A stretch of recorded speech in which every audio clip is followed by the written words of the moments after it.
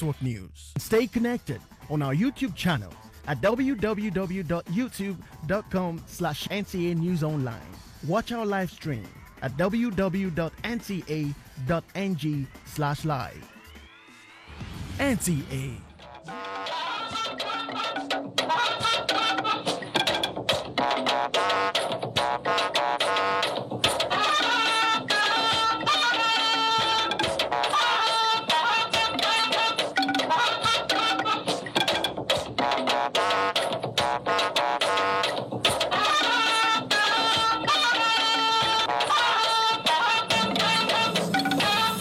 The challenge now is for Fayemi to do what he has to do to ensure that the people recovered from the lost ground arising from poor governance that was provided by the correct PDP.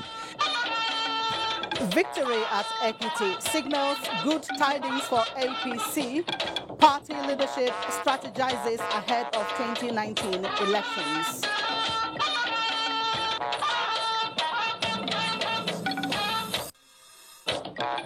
President Buhari attests to Nigeria's role as big brother in Africa as Sierra Leonean diplomat competes on police score of duty. Skills acquisition came up with a proposal that was adopted by the council that would lead to providing more training in the technology and related areas. Nigeria's industrialization on the move. Federal government clears the coast.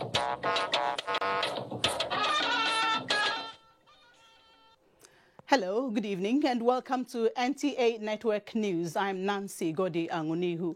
Reading with me are Jennifer Igwe in Lagos, Caleb Goshin in Jos, and Agatha Egware Ojo in Benin. We start off with continental relations. President Muhammadu Buhari has described as gladdening Nigeria's capacity and ability to extend brotherly assistance to countries in need. He stated this while exchanging views with the outgoing High Commissioner of the Republic of Sierra Leone to Nigeria, Mrs. Haja Asfatu Kaba. State House correspondent Adamu Sambo reports. President Muhammadu Buhari told the Sierra Leonean envoy that it is a thing of joy for Nigeria to lend a helping hand to any African country in distress. He said the brotherly assistance extended to the countries affected by Ebola epidemic as well as the recent mudslide disaster was the least Nigeria could do. The president expressed the hope that the long-standing relationship between Nigeria and Sierra Leone, dating back to almost 60 years, will continue to flourish. He once again congratulated President Mother Bio on his election and wished the outgoing envoy, who spent 2 years in Nigeria, the best of luck in her next assignment. Mrs. Kaba expressed gratitude to the government and people of Nigeria for the support granted her and Sierra Leone, pledging that the good relationship will continue. From the State House, Adamu Sambu, NTA News. And stakeholders at the public hearing on a bill for an act to provide for the enforcement and punishment of crimes against humanity, war crime, genocide, and other related offenses are with the view that the quick passage of the bill will go a long way towards ending impunity in the country. This was at a one-day public hearing by House Committee on Treaties, Protocol and Agreements with stakeholders in Abuja. John Yaku reports that the committee also received memoranda for an act to give effect to the Stockholm Convention on Persistent Organic Pollutants in the country. The two bills, sponsored by Representatives Nicholas Osai and Stephanus Dong, are international treaties seeking domestication in Nigeria. However, the provision on domestication of treaties in Nigeria as enshrined in Section 12 of the 1999 Constitution, as amended, says, no treaty between the Federation and any country shall have the force of law except to the effect that such treaty has been enacted into law by the National Assembly. The public hearing is therefore to give the legislative backing to the above treaties before they are entered into. It's not meant to substitute the national mechanisms, but to complement them. The domestication of this bill would therefore give hope to victims and the Nigerian citizens to go to court. Perpetrators of this heinous crime, if arrested and tried, will actually provide a solution for lasting peace. The bill for an act to give effect to the Stockholm Convention on persistent organic pollutant and other related matters also received inputs from stakeholders. The bill seeks to protect human health and environment by banning the production and use of some of the toxic chemicals that are dangerous to the environment.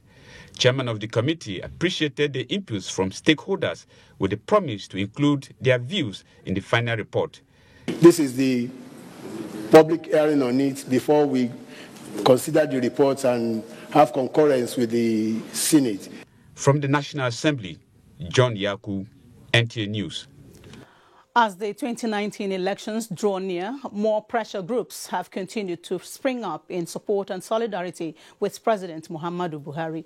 One of them is the Parliamentary Support Group, comprising progressive members of the House of Representatives. State House correspondent Adamu Sambo reports on the formal interaction between members of the group and President Buhari.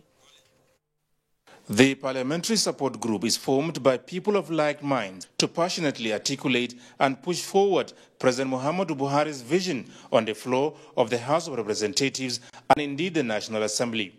At the closed-door meeting, also attended by the National Chairman of the APC, Adams Oshomole, and the Secretary to the Government of the Federation, Boss Mustafa, the President engaged the parliamentarians on issues concerning the governing APC, state of the nation, projects and programs of government, as well as personal concerns and apprehension as the 2019 elections draw near.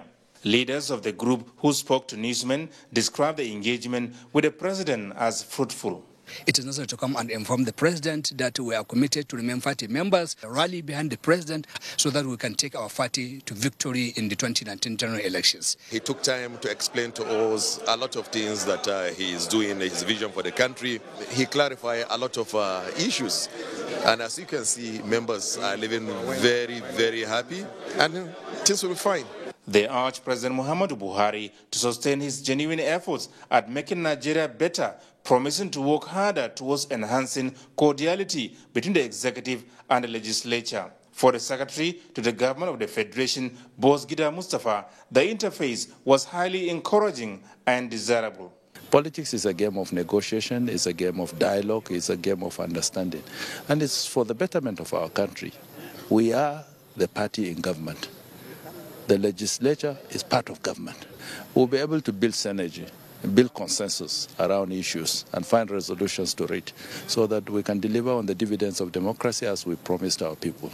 And of course, His Excellency Mr. President addressed all their concerns, assuring them that matters of party will be properly addressed and none of them should have fear. This is part of confidence building and bridging the gap between executive and legislature. A similar engagement will be held with senators in the coming days. From the State House, Adamu Sambu, NTA News. The National Industrial Policy and Competitiveness Advisory Council says all issues affecting the growth of the industries in the country will be addressed and arrested adequately. This was at a full edition of the Council's meeting held in Abuja with Vice President Yemi Osinbajo presiding. State House correspondent Jide Onifade reports. The meeting dealt with issues around micro, small and medium enterprises, technology and financing, as well as capacity training in the technology space. Minister of Industry, Trade and Investment, Okechukwu Edenama, says the Advisory Council had a good meeting. A subcommittee working on skills acquisition came up with a proposal that was adopted by the Council that will lead to providing more training in the technology and related areas to our people to create more jobs. Those areas of interest that the Council is enjoying the cooperation of the state governors, as the Minister says, include land acquisition, multiplicity of taxes and right-of-way. In a separate meeting, the Vice President also received United Kingdom's International Development Secretary, Penny Mordaunt. Discussion centers on economic prosperity, security and humanitarian situation, especially in the Northeast. We are very proud at my department for the partnership that we have with Nigeria, and we want to continue investing and supporting in health and education and want to ensure that Nigerian government is really able to keep investing in that too. The Development Secretary says she is impressed with progress being made by the Nigerian government, especially in education and health. In the State House, Jide Onifade, NTA News. And more on economic growth. The manufacturing sector in Nigeria is becoming much more promising with the newfound confidence among key players as a result of the Buhari administration's efforts to break away from an import-dependent economy. Correspondent Usman Aliyu reports that with the renewed impetus by the government, industries are beginning to excel in their capacity and delivery. This exhibition is about the value of harnessing abundant resources in the country.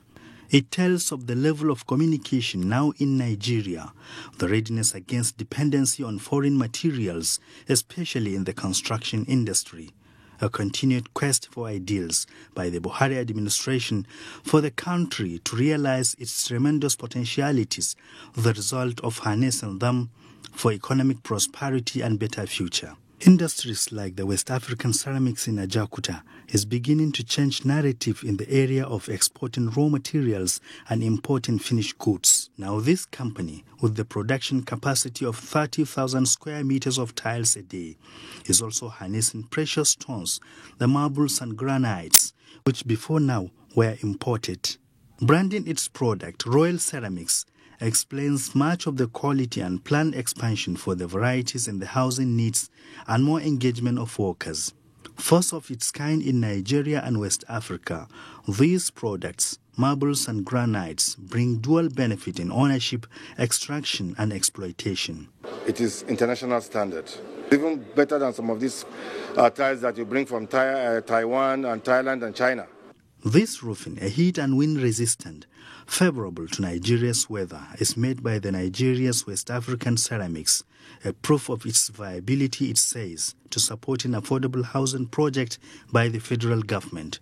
In Abuja, Usman Aliyu, NTA News.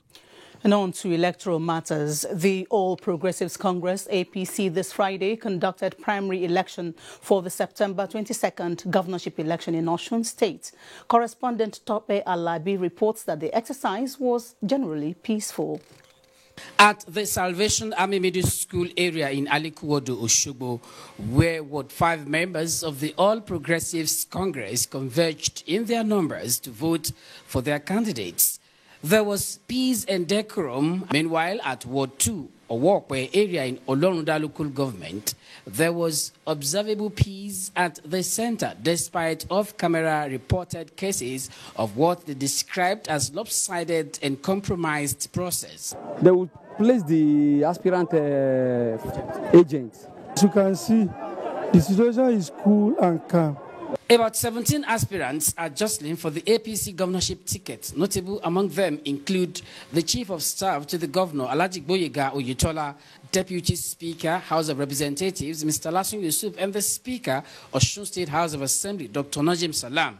Some of the contestants, including the Secretary to the State Government, Alhaji Moshood Adeoti, Elder Peter Babalola, and Senator Babajide Omourare, stepped down a few hours to the primary.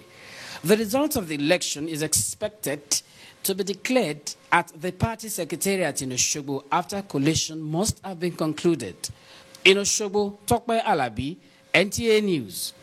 More on democratic advancement. Coalition of APC support groups say the APC government at the center has laid a solid foundation and plan to sustain good governance. This was at a media briefing in Abuja, where the group made its position known on current national issues. Salihu Abdullahi reports. As political activities gathers momentum towards 2019, political actors across Nigeria are up on their game towards attaining success in the forthcoming elections. For this reason, the coalition of APC support groups is responding to current political scenario from their own perspective. To ensure the security The issues engaging the attention of APC coalition support groups include the emergence of the reformed APC and comments from the opposition. It is therefore important for all of us to remain conscious and to commit ourselves to building durable peace. We must always remember that impunity and lawlessness can only breed societal instability and can undermine the basis of ethnic, social, and religious harmony among our beautiful diversity. The group presented what it called verifiable infrastructural achievements of the APC government under President Muhammadu Buhari on transportation, agriculture and power that are positively transforming lives and boosting socio-economic activity. In Abuja, Salihu Abdullahi, NTA News. And President Muhammadu Buhari today held a closed-door meeting with the national chairman of the APC, Adams Oshomole, at the presidential villa, Abuja. Adamu Sambo reports.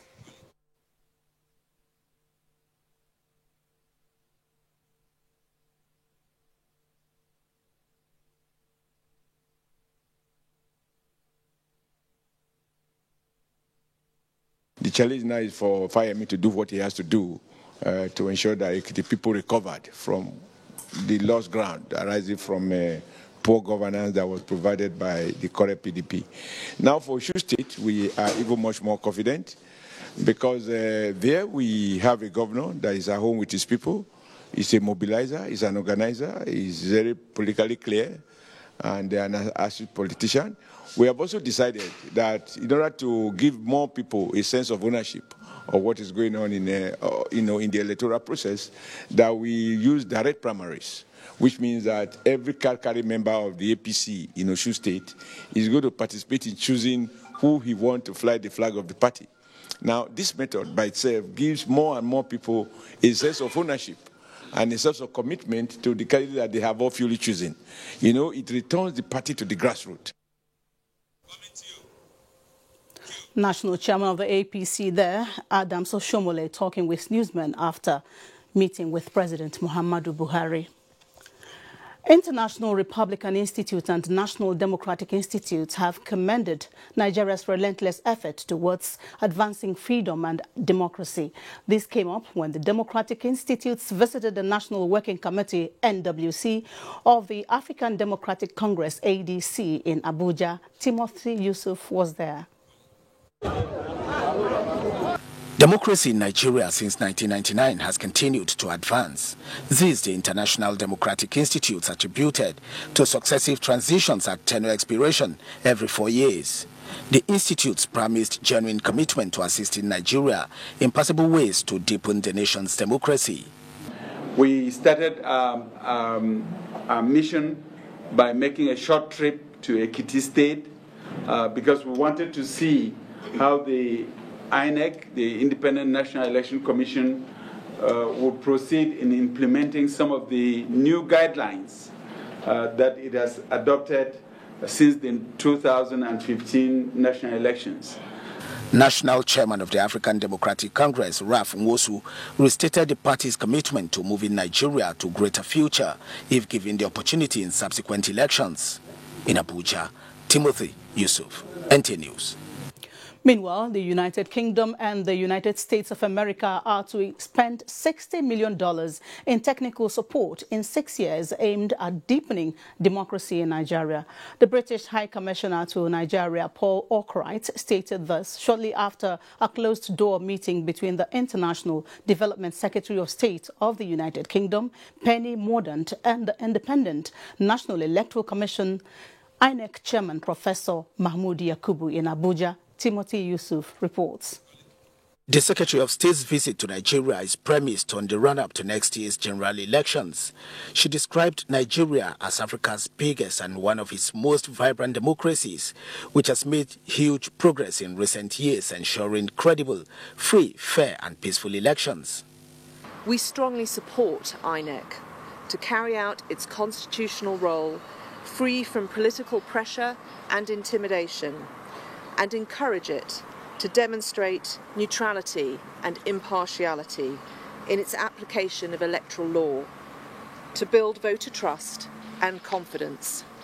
The British High Commissioner said the Secretary of State was also in Ekiti State as part of her working visit to monitor last Saturday's governorship election. We have confidence in INEC, we have confidence in the chairman of INEC. We've just been hearing about what he's doing to prepare for the elections in 2019. The UK has been a very strong supporter of INEC, and together with the US AID, the US Overseas Aid Directorate, we are spending something like $60 million over a 6-year period in support of deepening democracy in Nigeria. He enjoined political parties in the country to respect their code of conduct. In Abuja, Timothy Yusuf, NT News. It's a busy week for the military and the police. Details when we return. Wow, Chief Mike, how are you? Fine. I'm going to Sun office for the certification of my wheat flour. Oh no, things have changed. Sun has simplified all its activities. You could have even stayed back in Kano and process all your papers online. Whoa. With the efforts of Sun, the products of SMEs can now compete globally. Sun has put in place necessary machineries in support of the growth of SMEs. At highly subsidized charges, SMEs can now get their certification, laboratory testing of their products, as well as purchase of standards. Meanwhile, Sun is carrying out massive seizure of substandard goods in the market and have gotten legal backing to prosecute offenders, all to protect consumers and SMEs. Sun, improving life through standards. Ministry of Niger Delta Affairs, in collaboration with the government of Abia State, invite governors of the 9 states in the Niger Delta region, stakeholders and members of the public to the 3rd National Council on Niger Delta. Theme: Fostering Synergy and Institutional Coordination for Development in the Niger Delta region. Date: 22nd to 27th July 2018. Time 10 a.m. daily. Venue: International Conference Center, New Ugurube Layout, Umuahia, Abia State. Host: Pastor Usani Uguru Usani, Honorable Minister of Niger Delta Affairs. Chief Host: Dr. Okezie Victor Ikweazu, Executive Governor, Abia State. Special Guest of Honor: Professor Yemi Osinbajo, Vice President, Federal Republic of Nigeria. Aminu Bisala, Permanent Secretary. Announcer.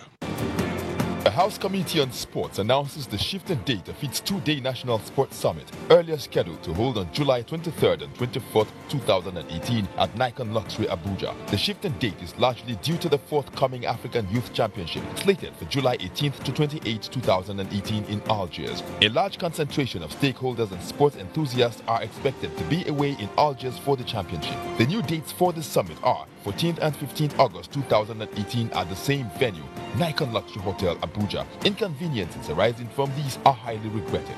For more information, please contact Okeyinka Matthew, Global Sports Consult, 0818-5522-268, 0805-328-3336. Suleiman Fatai, Clerk, House Committee on Sports, 0806-77-13438, 0818-5568873. All insurgencies within our sovereign nation are curtailed. Most criminal activities are suppressed. Boko Haram has been rooted and holds no ground in Nigeria. However, its remnants and other criminals live and hide among us, conducting banditry and suicidal activities. It is our joint responsibilities to stop these devilish acts. The Nigerian Army requires the support through information dissemination. If you see or suspect anyone around you, say something. Inform the Army or other security agency nearest to you. Your efforts so far have been very useful and greatly appreciated. Please do more. Jointly we overcome. Jointly we shall stop them all. The Nigerian Army is your army. Report suspects and reduce soldiers and civilian sacrifices. God bless Mr. President. God bless Nigeria.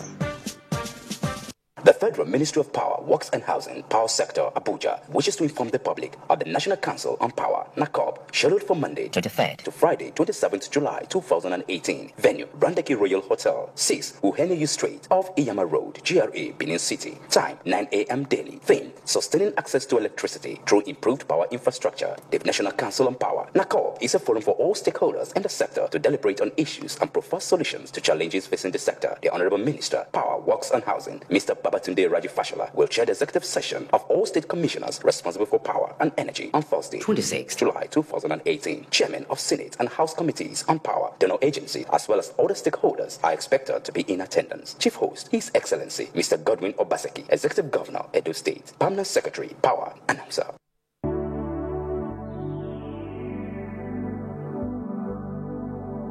Do you know that the Nigerian police now operates in the best international practices of policing? Do you know that the Nigerian police has been restructured to be more accountable and responsive to all your security challenges? Now, What the police demand from you is your trust, your collaborative efforts by providing necessary information about criminals and their activities in your neighborhood. Be vigilant to achieve our creed as we promise. We shall police the country based on international core values of policing with integrity. We shall ensure that rule of law prevails in our actions and activities. We shall respect diversity, display courage, show compassion, and demonstrate professionalism. We shall operate within the principle of democratic policing. We shall shun corruption, and we shall make Nigeria safer and secured under the leadership of IGP Ibrahim Otum Idris. Let the wind of change blowing across the country chase away crime for the benefit of our society. Yes, the Nigerian police says this change must come with peace and tranquility. This message was brought to you by the Public Relations Department of the Nigerian Police Force. Fake news which is shared for malicious purposes is a danger to our peace and security in Nigeria. Misinformation as fake news is a serious threat to our hard-earned democracy and promotes hatred and misunderstanding between our communities. We are all responsible for stopping the spread of fake news in its tracks. So, always check the source and credibility of any news item. Say no to fake news. This message is brought to you by the Federal Ministry of Information. Thank you for staying with us. Information and Culture Minister Lai Mohammed has maintained that protecting human rights is one of the cardinal principles of the Buhari-led administration. This was part of the submission of the minister at a high-level roundtable held in his honor by the Atlantic Council, a think tank research center based in Washington, the United States of America. The minister is in Washington on the invitation of the council.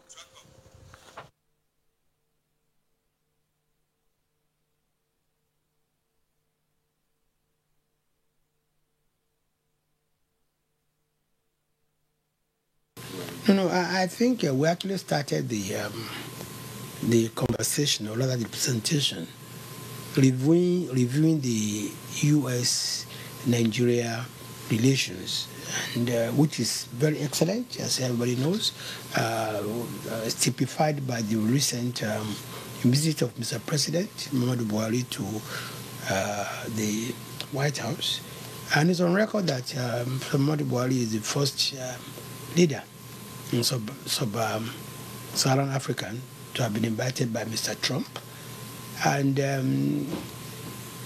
I think on the sideline of that meeting, Nigeria signed, an agreement by a consortium led by the General Electric to revamp and rehabilitate the 3,500 kilometers of narrow gauge railroad, which will link Lagos with Kano.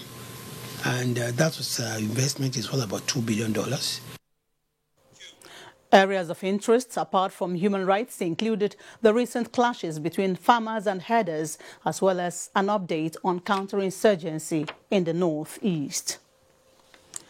And checking out some security issues, Bama, Borno State, our defense correspondent Ismail Musa brings us up to speed with the Chief of Army Staff, Lieutenant General Tukudu Burattai's operational visit.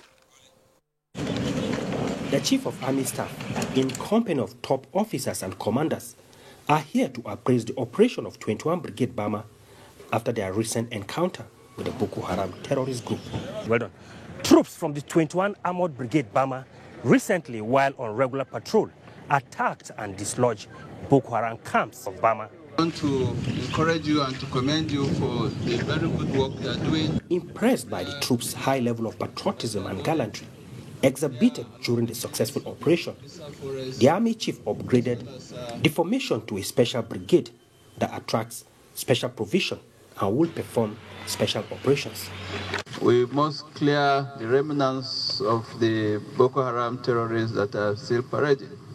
And I assure you, there are no any serious threats. There's very few elements that are still moving about to show that they are still relevant. But by and large, you can pick many of them by hand. You must be firm on all occasions and maintain the aggressive posture. He also promised to improve their logistics to enhance their performance. From Bama in Borno State, Ismail Musa, NTA News.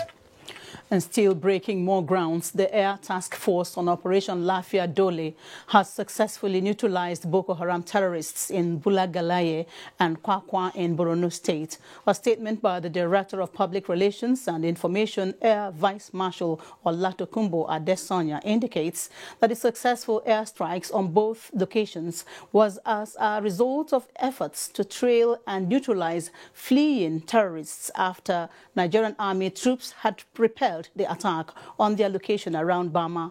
The Air Task Force scrambled an intelligence, surveillance and reconnaissance platform and the Air Alpha jet aircraft to conduct air interdiction and strikes on the terrorist location at a staging area in Bulagalaye. Intelligence reports later revealed that a smaller bunch of the Boko Haram terrorists had resettled in Kwakwa, and accordingly waves of strikes were carried out on the location, neutralizing the terrorists. The Air Task Force says it will continue to conduct mission to support ground troops by providing close air support in counterinsurgency operations in the northeast. And the Office of the Surveyor General of the Federation has required drones to be used for survey purposes. The drones were presented to the Chairman House Committee on Works, Toby Okechukwu, who suggested that the facility be used to provide information to improve agriculture, security, aviation and weather forecasts. John Yaku has details. Nigeria's landmass is 910,780 square kilometers, but only 3% is documented. Poised to document more lands, the Office of the Surveyor General of the Federation has acquired high-precision drones through its collaboration with Portugal, using continuous operating reference stations to get survey plan. Presenting the equipment to the Chairman House Committee on Works in Abuja, the Surveyor General is optimistic that through this technology, revenue could be generated while farmers would have land title to acquire loans for agriculture. This will bring about great revenue generation to the state and the federal government.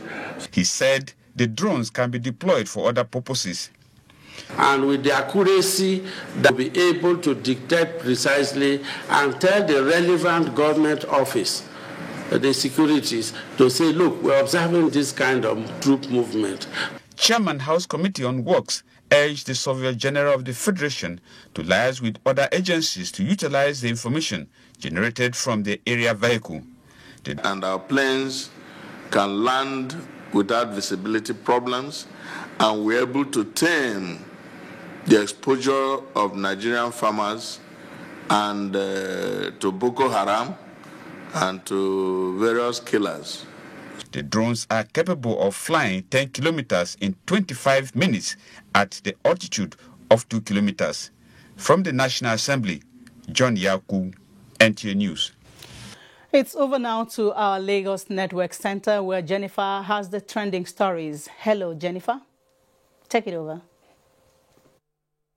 Thank you, Nancy.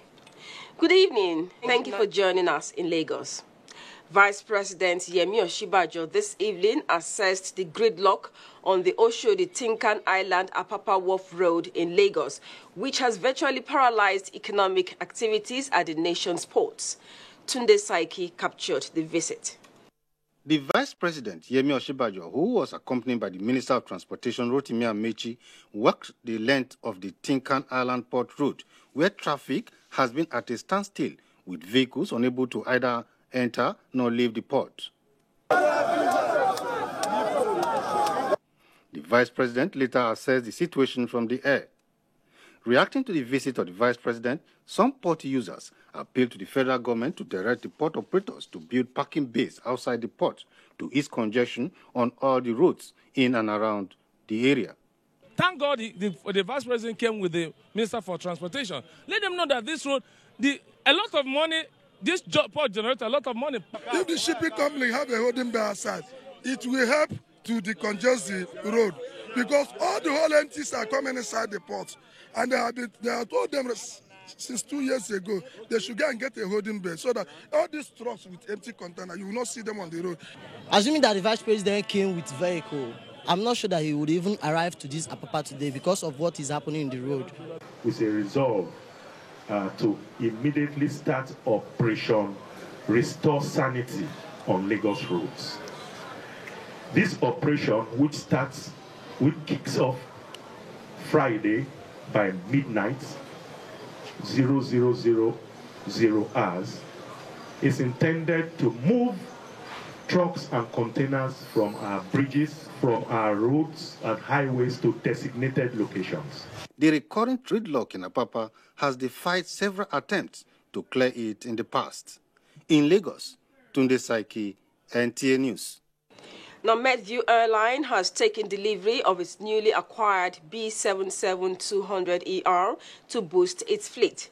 The aircraft, with registration number 5NBVY, touched down on Thursday at the Muritala Mohammed International Airport, Lagos. Elizabeth Ewuga completes the report. The aircraft was received joyfully by the management and staff of Medview Airline as well as other aviation stakeholders. The Chief Executive Officer of Medview Airline, Alhaji Muniye Bankole, says the aircraft, which has a capacity of 323 passengers with 38 in business class, is wholly owned by the airline. First of all, we have to give thanks to Almighty God, the God of universe. It's like a dream come true. This is one of our plans. Over the years, we've been leasing aircraft for Hajj, for international operations, which have consumed much of our foreign reserve. So this year, at the beginning of this year, it was one of our dreams that will be the end of leasing. He said that the jumbo jet will be deployed for Hajj operations next week when the airline begins airlifting pilgrims to Mecca and Medina. Alhaji Bankole says the airline expects to airlift about 10,000 Nigerian pilgrims during the operation. We'll be commencing our operation for the Hajj this year on the 25th. We are operating from 6 airports. We are operating from Lagos, we are operating from Kaduna, we are operating from Kano, we are operating from Ilorin, we are operating from Port Harcourt, and we are operating from Maiduguri. Alhaji Bankole added that 2 more aircraft are expected to join the fleet by the end of August this year. The shareholders, this is a wonderful gift from God to all of us. And I wish God will continue to shower his blessing on us. This is a wonderful thing to bring the price. We are going to the IPO, bring the price from the current 2.4 to 4 naira. So a big return for your investment. Medview Airline already has 3 Boeing 737-400, 1 Boeing 777-200ER, and another Boeing 767-300ER aircraft in its fleet. In Lagos, Elizabeth Ewuga, NTA News. Now to business. Federal government 10.6 billion naira green bond listed on the Nigerian capital market as Federal Accounts Allocation Committee disburses May 2018 revenue allocation. Let's join Abolade Salami for the details of these and more in a business news segment.